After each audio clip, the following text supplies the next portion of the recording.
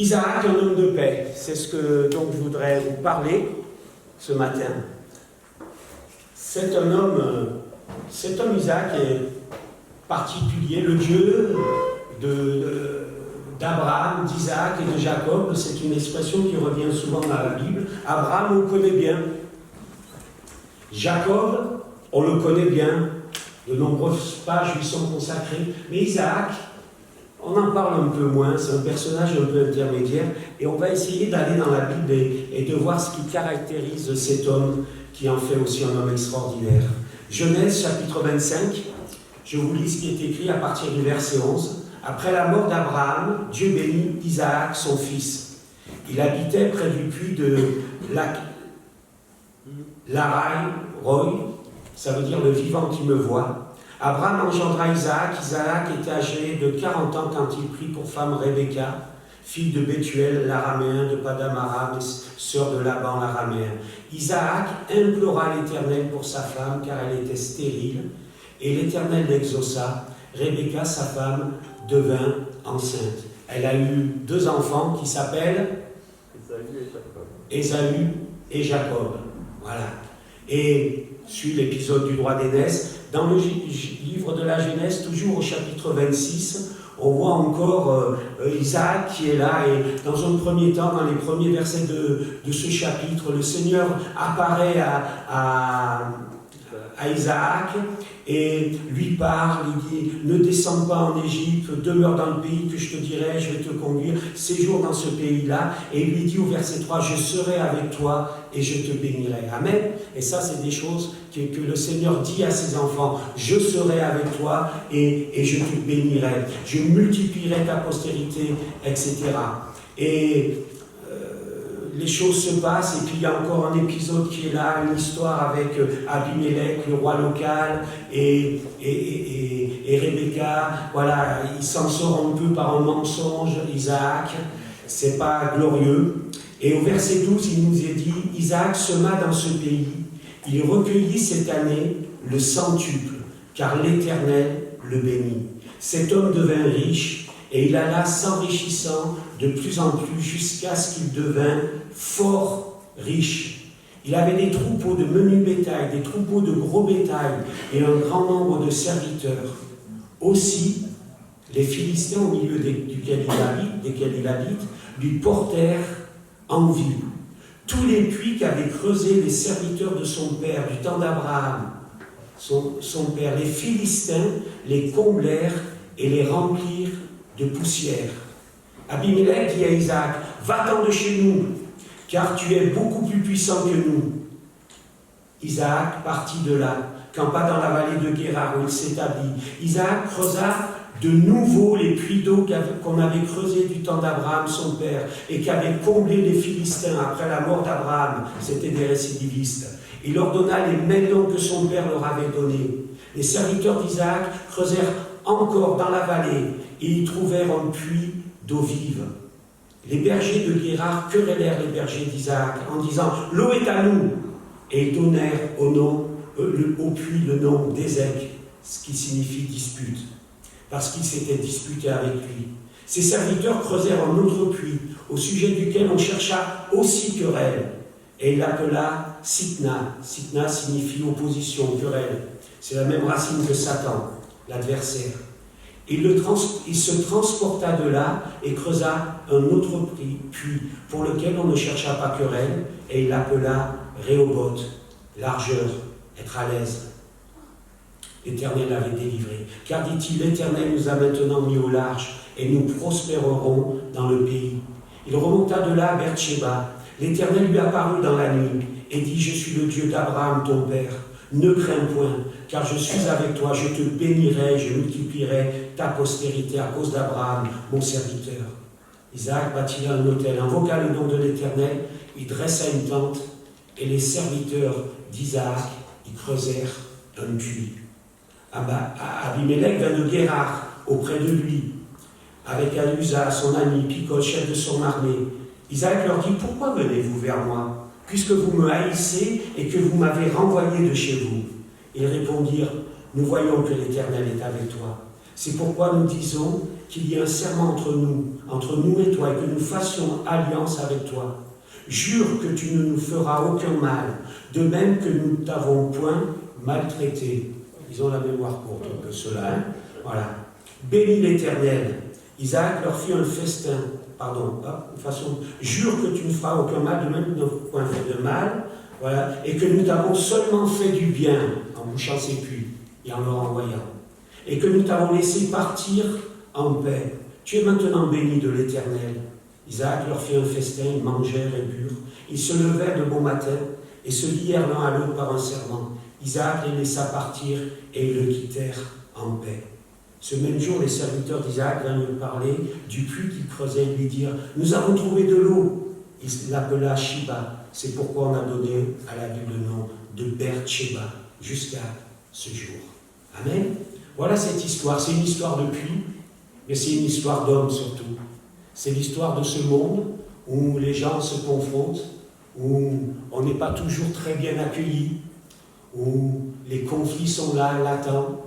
Et c'est l'histoire de notre vie, de notre monde, où on a besoin aussi de puits pour boire, se désaltérer, je pense, de ce qui est intérieur. Hein. On a besoin d'eau pour vivre, mais on a besoin aussi d'eau spirituelle, de choses intérieures pour vivre. Et on cherche, on creuse, c'est difficile, et on a du mal, et souvent quand on a quelque chose, eh bien, quelqu'un vient et le détruit, et on est obligé de partir, beaucoup d'épreuves. Cet Isaac, comme je le disais tout à l'heure, c'est pas le plus grand des patriarches, c'est pas le plus grand, c'est le moindre des trois peut-être. Pourtant, dans le plan divin, il est indispensable. Isaac est indispensable dans le plan divin. Il est indispensable à l'accomplissement des promesses faites à son père et puis à la bénédiction de la terre tout entière aussi. Vous savez ça? Le Dieu d'Abraham, d'Isaac et de Jacob. Tout est résumé dans ces trois noms. Toute l'œuvre de Dieu dans nos vies. Abraham, c'est Dieu qui appelle. Amen. Dieu qui appelle. Sors de là où tu es pour aller dans le pays de la promesse, le pays que moi je te donne. C'est l'appel que Dieu nous a lancé, que Dieu lance aux hommes. Sors et viens vers moi. Ça, c'est Abraham, l'appel. Abraham, Isaac. Isaac, c'est quoi? Isaac, c'est le sacrifice. Isaac devait mourir. Il devait être sacrifié. C'était là son sort. Il se rendait avec son père vers le lieu du sacrifice. Il n'en avait aucune conscience. Il ne savait pas ce qui allait se passer. Il allait vers sa mort, il ne le savait pas, il ne s'en rendait pas compte. Et il batifolait. C'est l'image de nos vies, de notre monde. On ne se rend pas toujours compte qu'au bout du chemin, il y a la mort. Mais plus que la mort, au bout du chemin, il y a le jugement de Dieu. Mais là, au bout du chemin, il y a eu la grâce de Dieu. Et sur lequel il devait être sacrifié, c'est un animal qui était là, dans un buisson qui a été pris et qui a été immolé à sa place. Alléluia. Dieu a pourvu. Dieu a remplacé et Dieu a sauvé Isaac. Amen. Ça, c'est la rédemption, c'est le salut par le sang de la grâce. Amen. Et puis il y a Jacob, c'est le troisième personnage. Jacob, sa vie a été changée, transformée. Le menteur, le roublard, le tricheur, perdu, égaré, est revenu au Seigneur et sa vie en a été transformée. Alléluia. Ça, tout est là. Abraham, Isaac et Jacob. L'appel, le moyen du salut et la vie nouvelle qui nous est donnée. Amen. Et Isaac a toute sa place, et ce n'est pas la moindre, parce qu'il nous ramène à la croix, au sacrifice de Jésus. Amen. Il n'y a pas de personne sans importance dans le plan de Dieu, dans la maison de Dieu. Tous ont une même valeur. Toute œuvre, participation à l'œuvre de Dieu, c'est important. Amen. Peut-être certains disent, mais moi je ne peux pas faire grand-chose, moi je ne fais pas grand-chose. C'est pas grave. Fais le maximum de ce que tu peux faire. C'est ça qui est important.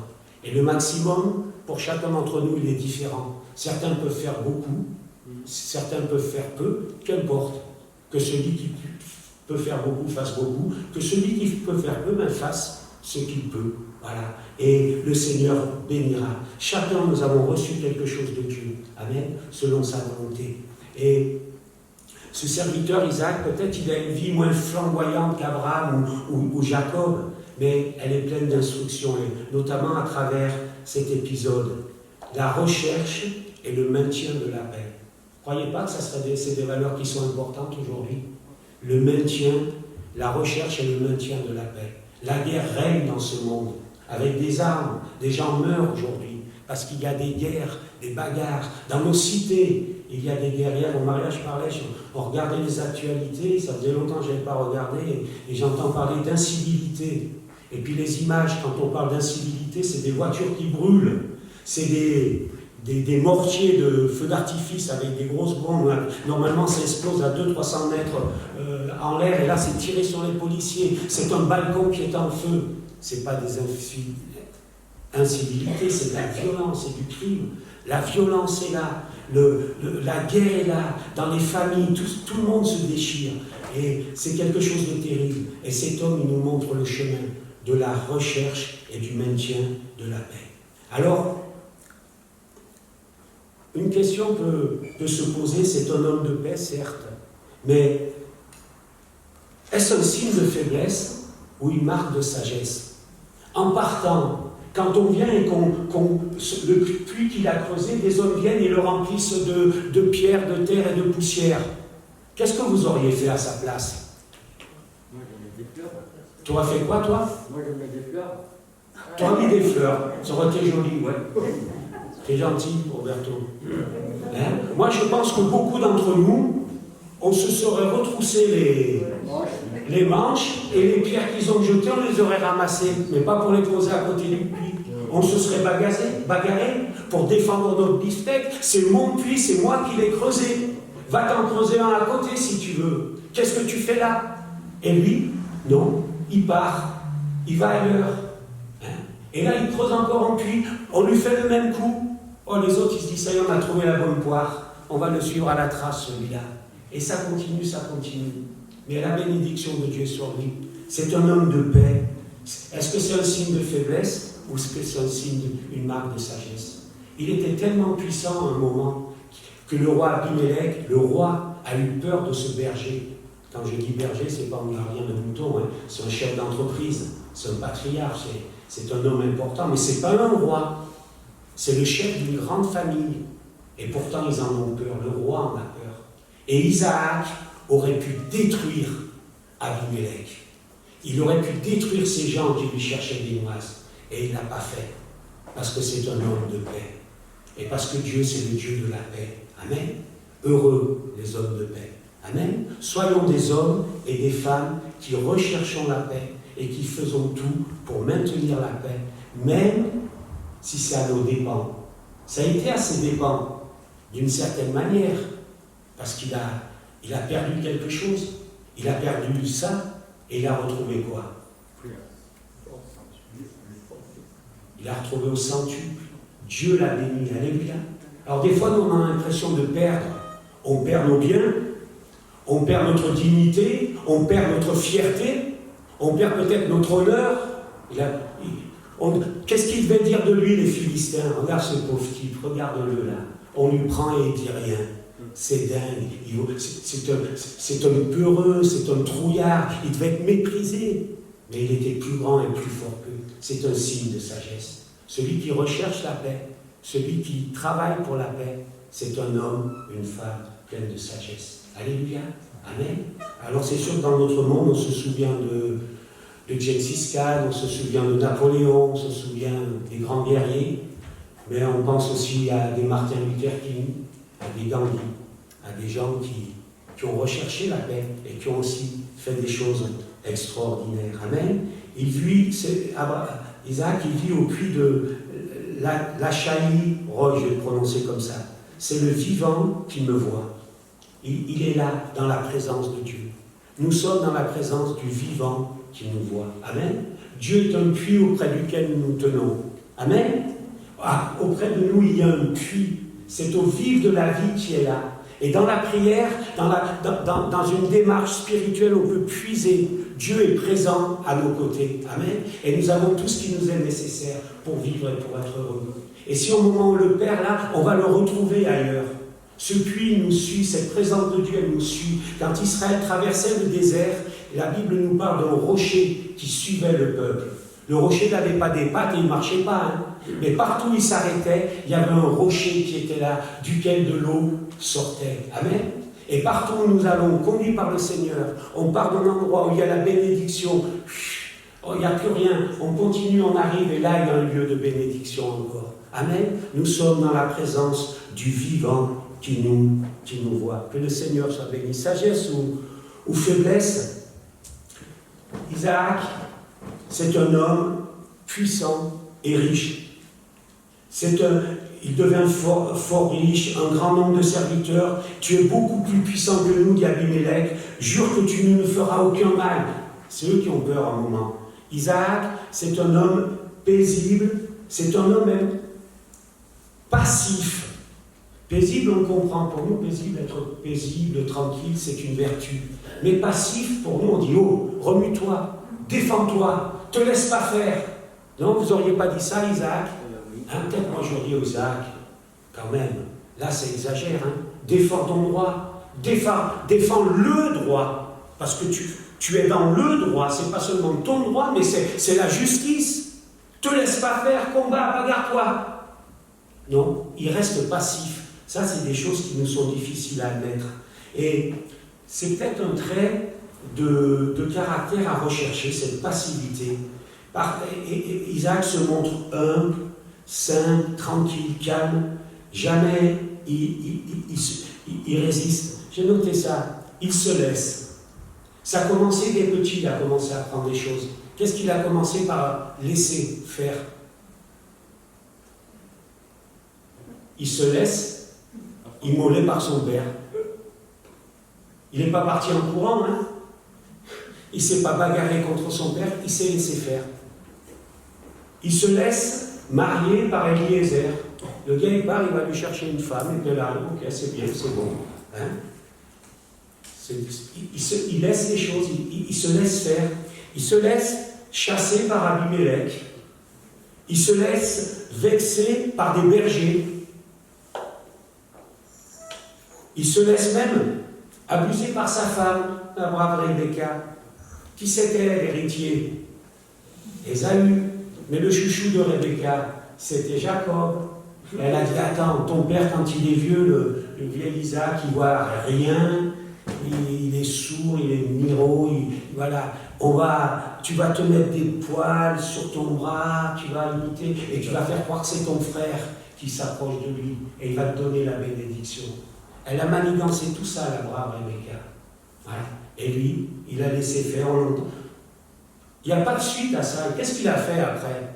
On ne le sait pas, mais certainement il a dû réagir comme il réagit dans tous ces cas. Il se laisse même donc abuser aussi par son fils Jacob, qui l'a trompé, qui lui a menti. Le droit d'aînesse, ce n'était pas pour Jacob, c'était pour Ésaü. Mais ce qu'il a donné, il a donné. J'ai béni Jacob, Jacob sera béni. Voilà, c'est comme ça.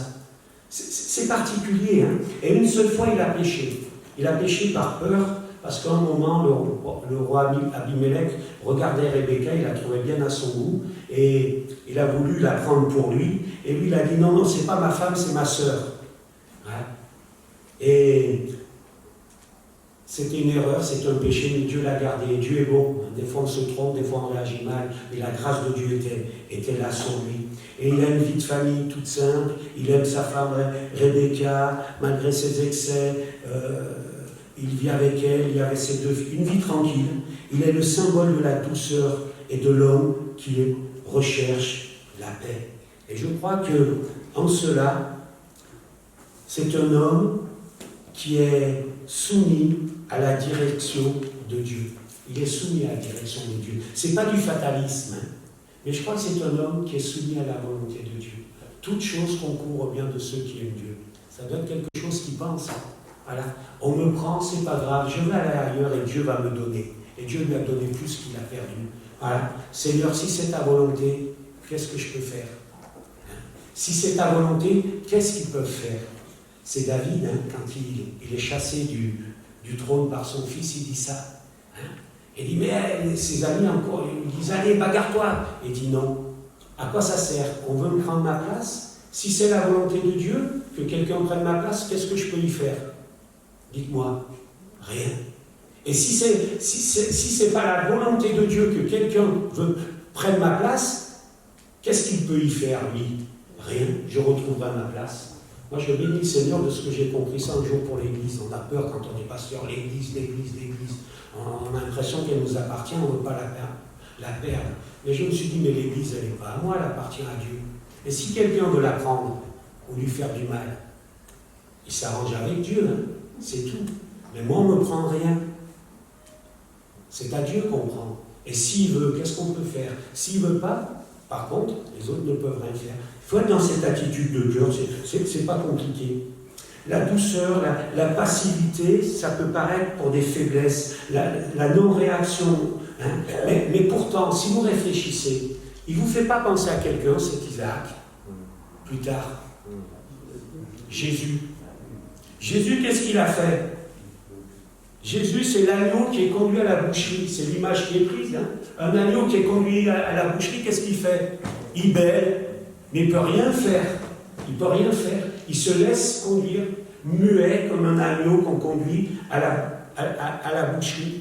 Ses enseignements, aimer ses ennemis, tendre l'autre joue, bénir, ne pas maudire, se laisser crucifier. Se laisser crucifier, il s'est laissé faire. Hein. Les premiers qui sont venus pour l'arrêter sont tombés par terre. Ça, c'était pour dire, voyez, vous venez me prendre, mais vous n'y arriverez pas, à moins que je le veuille, moi. Les premiers, ils n'ont pas pu. Ensuite, il s'est laissé faire. Ce n'est pas les hommes qui l'ont pris. C'est lui qui s'est laissé prendre. Hein. Crucifié, injurié. Il aurait dû faire appel à des légions d'anges pour le sauver. Il ne l'a pas fait. Il aurait pu se bagarrer. Il ne l'a pas fait. Et quand Pierre a sorti son épée, qu'il a coupé l'oreille d'un de ceux qui étaient là pour arrêter Jésus, qu'est-ce qu'il a fait, Jésus? Il a guéri cet homme. Il a guéri. Alors, la croix comme moyen de salut, c'est une folie, c'est une faiblesse. C'est une faiblesse. Les gens ne comprenaient pas comment ce peuple romain, les guerriers, comment il veut sauver en mourant, comme ça, comme un malfaiteur. Non. Pour eux, les héros, c'était les généraux, c'était les Césars, à la tête de leur troupe, de leur légion, qui défilaient, le bruit des armes. Et là, c'est un homme qui meurt. Jésus, plein de douceur. C'est pas de la faiblesse, hein, parce que cette passivité, cette paisibilité, trouvent toute leur valeur dans le fait que ceux qui la pratiquent, ils ont la force et la puissance de détruire. C'est pas une victime. Jésus n'est pas une victime. Isaac n'est pas une victime. Il aurait pu se défendre, il aurait pu gagner par la force, mais il a laissé faire les choses. Vous voyez? Et c'est ça qui est important aussi pour nous. C'est pas de la faiblesse. Si je me laisse faire, c'est que je le choisis, parce que je pourrais donner des coups, je pourrais faire mal. Quand mes enfants étaient petits, je leur disais, si on vous embête à l'école, défendez-vous. Et je leur disais comment il fallait faire et où il fallait faire. Hein? Alors, déjà, ils étaient choqués, comment le pasteur il dit ça à ses enfants. Hein, il disait à l'enfant, il ne faut pas vous défendre. Je dis, quand mon gamin il sera grand et costaud et qu'il pourra assommer quelqu'un, je lui dirai, tu n'as pas intérêt à le faire. Vous voyez, comprenez la chose? Si tu es plus fort que l'autre, ne le touche pas. Voilà, ne le touche pas. C'est ça la force. Je pourrais être vainqueur, mais je me tais et j'accepte d'être mis de côté. Comme Isaac l'a fait, comme Jésus l'a fait. Hein. C'est pas être sans force. Alors, dans nos vies aussi, j'ai noté ça, on a besoin d'un puits. C'est vraiment une histoire de puits. On va de puits en puits. Et c'est vrai qu'un puits, c'est indispensable. Et pour ce peuple nomade d'Israël, l'eau, c'était indispensable à la vie du troupeau, de la famille, le pâturage, l'eau, c'était les deux choses indispensables. Et Isaac a décidé donc de résider là, à Ber Lahai Roi, le puits du vivant qui me voit. Il a fait ce choix. Je veux résider là où le Seigneur est. Pour nous, le pâturage et l'eau, c'est indispensable. Le pâturage de la présence de Dieu, la nourriture de sa parole et l'eau vive de la vie. Amen. On a besoin de ce contact avec Dieu. Alors, ce contact, eh bien, c'est ce puits, le vivant qui me voit. Ça nous parle de l'eau de la vie. Et cette eau de la vie, c'est la communion avec Dieu. Amen. Je ne sais pas si j'ai mis là. La communion avec Dieu. Je pense au temple. Le temple d'Israël, le temple dans le désert, finalement, c'est un puits. C'était un puits au milieu d'Israël. C'était un endroit, quand on s'approchait, qu'on rentrait à l'intérieur de ce bâtiment, on était devant un puits, le puits de la présence de Dieu. Et là, on pouvait prendre, on pouvait on pouvait se nourrir, se désaltérer. C'était comme une résurgence du ciel sur la terre. Et Dieu, maintenant, on peut le rencontrer là où on est. La vie de l'esprit aussi. Celui qui boira de l'eau que je lui donnerai n'aura jamais soif. Amen. L'eau que je lui donnerai deviendra une source en lui. Cette vie de l'esprit, c'est un puits pour nous. Amen. Et ces puits, il faut les creuser dans nos vies. Il faut creuser le puits de la communion avec Dieu. S'approcher de Dieu, rentrer dans sa présence. Amen. Il est là. Mais le puits se creuse. Il se creuse et parfois c'est difficile. Parfois la terre est dure. Parfois l'eau, il faut aller la chercher profond. Mais on la trouve. Amen. On la trouve. Il ne faut pas s'arrêter. Il ne faut pas être là et dire il n'y a pas d'eau. Si, il y a de l'eau. Il faut aller la chercher. Comprenez ce que je veux dire? Rechercher la présence de Dieu. Et parfois, il y a des luttes, il y a des combats. C'est dur de se mettre en prière. Tellement de choses qui, dans la tête, qui passent d'un côté de l'autre. Mais Seigneur, je veux m'approcher de toi. Je veux m'approcher de toi. Jusqu'à ce que je sois au bord du puits et que je me désaltère. Amen. Et la vie de l'esprit, il faut rechercher ces choses. C'est indispensable à nos vies. Pas les dons spirituels, mais la vie de l'esprit en nous, la transformation spirituelle. Les dons spirituels, c'est pour le service, on en a besoin, c'est indispensable. Mais d'abord, cette transformation intérieure. L'eau vive de la vie dans mon cœur. Amen. Ce puits, il est dans ma chambre, dans l'église. Il est dans le lieu où j'invoque le Seigneur. Vous avez vu le puits que j'ai mis là sur l'image?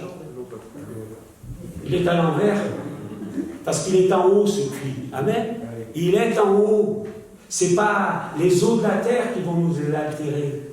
Ce n'est pas des pratiques religieuses qui vont nous désaltérer. C'est lever les yeux vers le ciel et se tourner vers celui qui est la source de l'eau vive. Amen.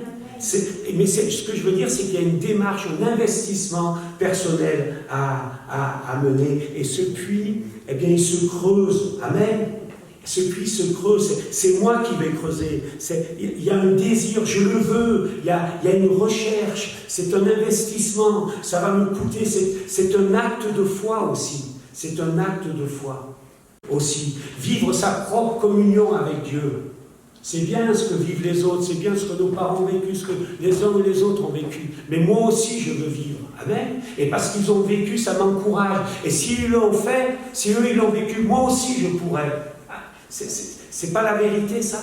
C'est pour nous un encouragement. Alors, ce qu'a vécu Isaac, ça n'a pas été toujours facile. Hein. Ça a été aussi un chemin qui a été parsemé d'embûches. Un chemin parsemé d'embûches, mais aussi parsemé de bénédictions. Sa femme était stérile. Qu'est-ce qui s'est passé? Dieu a agi. Et ils ont eu les enfants. Amen. La famine. Il a connu la famine. Alors qu'est-ce que Dieu a agi? Vous voyez, la difficulté est là, mais Dieu a agi aussi. Il a béni, il a empêché, il voulait aller en Égypte. Il lui a dit non, tu ne vas pas en Égypte, tu vas de ce côté-là. Voilà. Et Isaac ne savait pas pourquoi, mais Dieu, lui, il le savait. La jalousie des Philistins, les puits bouchés, les puits volés, il part, il est obligé de fuir, mais Dieu agit, et Dieu le met au large, et le bénit encore, et lui donne de l'eau en abondance, et en endroit paisible, où séjourner en paix. Amen. Chaque fois la difficulté est là, mais il y a Dieu qui agit, et qui apporte quelque chose. Et vous avez vu, ce n'est pas une difficulté, hein. C'est une succession de difficultés, mais c'est une succession de bénédictions aussi. Amen. Alors mon frère, ma soeur, si tu traverses des moments difficiles, serre les dents, tiens-toi dans la présence de Dieu, et puis le Seigneur va agir. Alléluia, il agira. Et il a agi avec Isaac, et pourtant Isaac, ce n'était pas un cas, donc vous avez vu un moment, il s'est débrouillé un peu par le mensonge, et ce n'était pas la meilleure des choses. Alors, partout dans ses épreuves, il n'a jamais manqué de la présence de Dieu. Et il était là dans une confiance tranquille. Si cet homme est dans la paix, je pense qu'il est tranquille. Il ne s'affole pas, il dit Dieu agira. Ouais. Ça ne sert à rien que je me bagarre, c'est Dieu qui va s'occuper de mes affaires. Et Dieu s'est occupé de ses affaires. Un homme de paix, il n'a pas cherché la bataille. Vous avez vu tout ça, vous relirez. Hein? Et Seigneur, Matthieu, chapitre 5, moi je vous dis de ne pas résister aux méchants.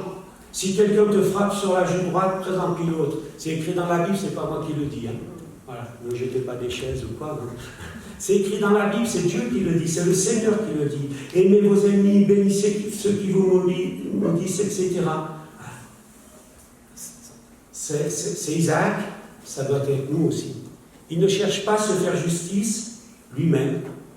C'est Dieu qui réglera les choses. Ne rendez à personne le mal pour le mal, me dit la parole de Dieu. Et puis, il abandonne le puits de la dispute, de la discorde. C'était comme ça que ça s'appelait ces puits qu'il a laissé. Le puits de la dispute et le puits de la discorde. Oh, ça ne m'intéresse pas, moi, ces puits-là. Moi, je veux le puits de la présence de celui qui me voit. Ouais. Le puits de la discorde, non. J'allais boire une autre eau. Vous savez que l'eau de la discorde, c'est pas bon, ça rend malade. L'eau de la dispute, ça rend malade. C'est un poison. Alors, ces eaux-là, ces puits-là, il vaut mieux les quitter. Il vaut mieux les quitter. Dans nos relations, les choses peuvent s'envenimer comme ça. Des bonnes relations, ça peut devenir de la dispute, de la discorde, etc. Ok, allez, je vais creuser mon puits ailleurs. Je ne veux pas boire de cette eau-là. Si toi tu vas en boire, vas-y, mais c'est pas bon pour toi. Arrête. Moi je vais aller ailleurs et je veux boire une autre eau. Voilà, fuyez la corruption qui existe dans le monde par la convoitise. Jacques, car là où il y a un zèle amer, un esprit de dispute, il y a du désordre et toutes sortes de mauvaises actions. Voilà. Alors, il fait quoi? Il offre la paix aussi. Il offre la paix à ce roi qui est méchant, qui est menteur. Il ne veut pas la perte, il veut le bien. Il est miséricordieux comme Dieu. Et Dieu l'approuve en le bénissant abondamment. Heureux ceux qui procurent la paix, nous dit la Bible, car ils seront appelés fils de Dieu. Je répète, heureux ceux qui procurent la paix, car ils seront appelés fils de Dieu. Quelqu'un qui est un homme, une femme de paix, qui répand la paix, qui travaille pour la paix, il est fils de Dieu. Celui qui calomnie, celui qui sème la zizanie. C'est ce que c'est la zizanie? Ça vient de... C'est biblique, hein? La zizanie, c'est ce que le diable sème dans le jardin, dans le terrain. L'ivraie, voilà, je cherchais le mot. L'ivraie. Ah, c'est zizania, je crois en grec, ça vient du grec. Zizania. Semer la zizanie, c'est semer la discorde. Celui-là, il n'est pas appelé fils de Dieu. Et Beersheba, c'est devenu pour Isaac le puits du serment, le puits de l'alliance qui est renouvelé. Et aussi, il ne se met pas en avant. Isaac, ce n'est pas un homme qui se met en avant, il est un homme de paix. Quand l'autre vient le voir, il n'insiste pas sur le fait qu'il n'a fait de tort à paix. Il aurait pu se défendre. Hein. Comment vous dites que vous avez été gentil avec moi? Vous ne m'avez pas fait du mal? Ah bon? Vous m'avez fait du bien? Montrez-moi le bien que vous m'avez fait. Quel bien vous m'avez fait? Vous avez bouché mes puits, vous m'avez chassé. Hein? Non, il ne dit rien. Voilà, il ne dit pas, mais j'ai fait de tort à personne, au contraire de vous. Il n'a pas... il pourrait dire, mais moi, je n'ai pas rendu le mal pour le mal. Il quitte la ville sans menace. Et même ses ennemis le disent. Hein? Et il est plus puissant qu'eux. Voilà, un homme de paix. Et un homme de paix, tout simplement. Il est en paix avec son père. Il est en paix avec son père, Abraham. Il n'y a pas de problème de génération. Il est en paix avec Dieu, tout simplement. C'est un homme de paix. Alors en conclusion, voilà, des versets qui sont pour nous. Éloigne-toi du mal et fais le bien. Recherche et poursuis la paix. Seigneur Jésus. Recherche et poursuis la paix. C'est quelque chose d'important pour nous. Et le faire, ça peut nous coûter. Comme ça a coûté à Isaac qui a perdu ses puits. Hein. La tromperie dans le cœur de ceux qui méditent le mal. Mais la joie est pour ceux qui conseillent la paix. Amen. Soyons des gens de paix et qui répandent la paix autour d'eux. Répandons la paix autour d'eux. Il ne faut pas jeter de l'huile sur le feu. Ça fait quoi si on jette de l'huile sur le feu? La flamme grandit. Hein? Non, il faut jeter de l'eau sur le feu pour l'éteindre. Il faut jeter de l'eau de la grâce de Dieu. Amen. Mieux vaut un morceau de pain sec avec la paix qu'une maison pleine de viande avec des querelles. Est-ce que c'est vrai ça? Oh là oui. Parce que la viande qu'on va manger, on va mal la digérer. Croyez pas? S'il y a des querelles, l'acidité est là, et on ne va pas la digérer. Au lieu de manger un bon morceau de pain sec, au moins ça nous profitera. Alléluia. Soyons des hommes et des femmes de paix. Je termine avec ce verset. Je vous ai cité tout à l'heure. Heureux ceux qui procurent la paix, car ils seront appelés filles et fils de Dieu. Amen. Amen. On bénit le Seigneur. Seigneur, je te remercie pour ces exemples que nous trouvons dans ta parole. Et Seigneur, je veux être appelé fils de Dieu. Je veux, Seigneur, avoir ton approbation sur ma vie. Et Seigneur, je te prie pour chacun d'entre nous présents dans ce lieu, pour que chacun d'entre nous, nous soyons des hommes et des femmes de paix, Seigneur, qui recherchent la paix, qui répandent la paix, qui vivent dans la paix et qui sont en paix en eux-mêmes, en paix avec toi, avec les autres, Seigneur. Que cette grâce nous soit faite, que ce trait de caractère nous soit, Seigneur mon Dieu, acquis, Seigneur, se développe en nous, Seigneur mon Dieu, par la présence de ton Saint-Esprit qui nous transforme intérieurement. Que vraiment, Seigneur mon Dieu, dans ce monde qui est plein d'agitation, de querelles, de haine, de violence, Seigneur mon Dieu, de grossièreté, Seigneur, nous soyons de ceux, Seigneur, qui ont une belle et une bonne influence. Aide-nous, Seigneur mon Dieu, à prendre sur nous. Aide-nous, Seigneur, nous ne sommes pas faibles, nous sommes forts, Seigneur, et que cette force, Seigneur, nous aide, Seigneur mon Dieu, à bénir au lieu de faire du mal. Nous voulons faire le bien, Seigneur, auquel tu nous appelles. Que ton nom soit béni, Seigneur. Bénis tout le reste de cette journée. Bénis chacun d'entre nous dans le nom de Jésus, Seigneur. Amen.